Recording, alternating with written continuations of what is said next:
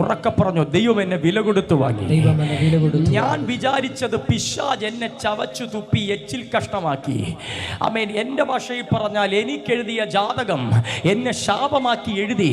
7ാമത്തെ വയസ്സിൽ അപ്പനെ കൊന്ന് 8ാമത്തെ വയസ്സിൽ കുടുംബം തകർത്ത് ഒന്നിനും കൊള്ളാത്തവനാക്കി, ഒരിക്കലും രക്ഷപ്പെടാൻ സാധ്യതയില്ലാത്തവനാക്കി ഏതോ ഒരു വേസ്റ്റ് കൂമ്പാരത്തിൽ വലിച്ചെറിഞ്ഞപ്പോൾ ആക്രി പിറക്കുന്ന ആൾക്കാർ വന്ന് ആക്രി എടുത്തോണ്ട് പോയതുപോലെ യേശു വന്ന്, അയ്യോ പാവം, എന്തായാലും നശിച്ചല്ലോ, എന്തായാലും തകർന്നല്ലോ, അവനെ അങ്ങ് എടുക്കാം എന്നതാ ഞാൻ വിചാരിച്ചത്.